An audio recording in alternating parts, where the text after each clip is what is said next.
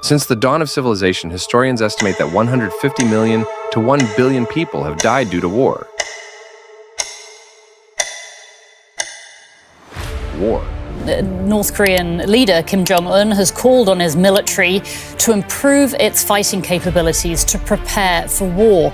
For billions of people, it means death, suffering, and devastation. But for a select few, it's a business opportunity. 20% on 300 million. Yeah, that was the average that we were making. And not just any opportunity, the kind that makes billionaires out of war dogs and leaves the rest of us paying the price. Yeah, I know what you're thinking. It's the guys selling firearms who are getting rich from this. Well, it's true, we'll get to that, but it's deeper than you can ever imagine. War is pretty much everywhere. Russia fired more missiles at the Ukrainian cities of Kharkiv and Odessa. Last spoke, the Khamenei regime launched hundreds of ballistic missiles at my country, Israel. We had North Korean leader Kim Jong-un calling for mass production of suicide drones. I wonder, did he tell you how much that attack cost? Well, I'm not guessing. It's $2.3 billion. That's how much of your precious money they wasted on futile attacks. And boy, do they profit from this. Forgive me for dragging Bitcoin into this, but I just had to. Now, without further ado, let's jump right into it. You are Mark Zuckerberg. It's 2017, and you've just discovered that there's one country that has just started using the internet. Myanmar. Myanmar. Ah, yeah, and because you are the chief controller of attention on the planet, of course you couldn't let that slip your fingers.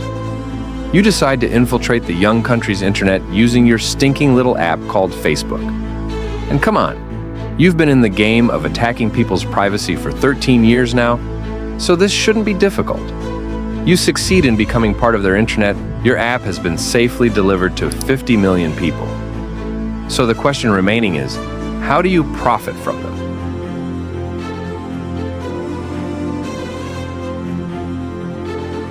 Genocide. The effect that Facebook has had in Myanmar, in the massacre of the Rohingya there. Let me warn you, this story is not for the faint of heart. And some guys somewhere can't wait to enjoy the spoils. As Mark Zuckerberg, you're left with no choice. Instigate a war between Rohingya Muslims and the majority Buddhists. How do you pull that off, though? Misinformation. There's this Buddhist extremist, Ashin Wirathu, who is spreading hate messages against the Rohingya Muslims.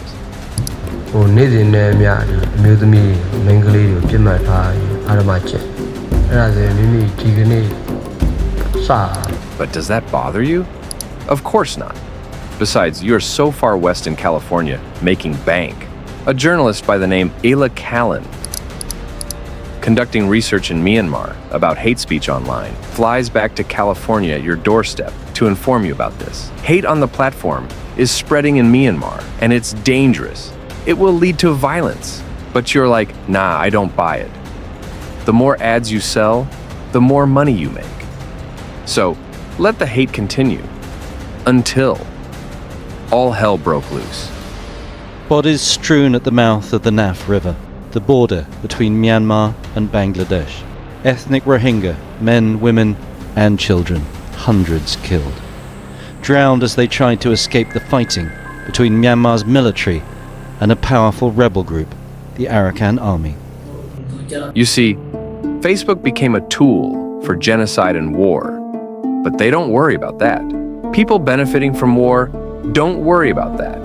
What they do worry about, however, is this: Bitcoin.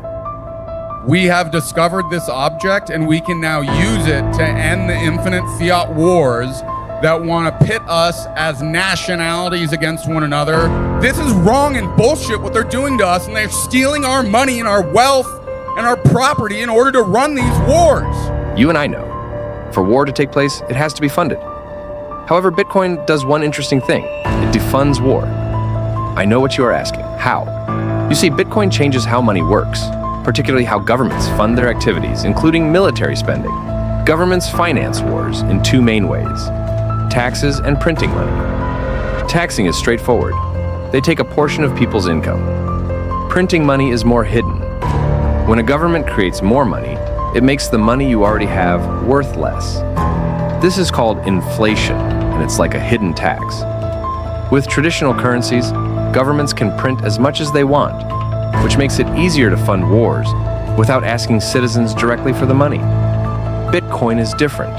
It's a decentralized digital currency with a limited supply of 21 million coins. No government or central authority can create more Bitcoin. This makes inflation nearly impossible with Bitcoin. If Bitcoin becomes widely adopted, governments would lose the ability to quietly print money to fund wars. Instead, they'd need to rely on transparent taxes, and people might resist funding unnecessary or unpopular conflicts.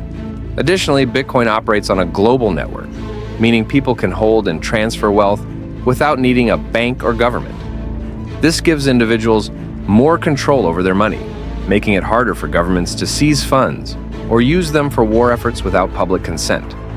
In short, Bitcoin limits governments' financial control by eliminating easy money printing and giving people direct power over their wealth. With fewer ways to raise money without consent, it becomes much harder for governments to fund wars, potentially leading to a world with less conflict. But there is a twist. Suppose Bitcoin isn't adopted by governments. As Ukraine succeeds on the battlefield, Vladimir Putin is becoming embarrassed and pushed into a corner. We are potentially looking at World War III. You see, when people hear such terrifying messages on TV, they get frightened. But you and I know that this is going to be a money-minting affair. This is how you profit from World War III. World War III might be the greatest financial windfall in history, but who profits when the world burns? First, we have the tech titans. They control what you see, what you believe, and even what you fear. When war breaks out, their algorithms turn fear into engagement, ensuring you're hooked to every update, every rumor, every tweet, just like what happened in Myanmar with Facebook. But behind the scenes, they're selling your data to governments and private militias.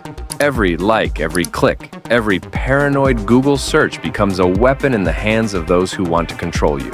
And who profits? Not the soldiers on the front lines, not the families hiding in bomb shelters. It's the tech CEOs cashing in on ad revenue. Next up, the defense contractors. If the tech titans manipulate your mind, these guys profit from the destruction of your body. They build the tanks, the fighter jets, the missiles, and the drones. And in World War III, they don't just want to sell weapons. They want to sell a future. Autonomous killing machines, surveillance drones that never sleep. That's not science fiction. That's their sales pitch.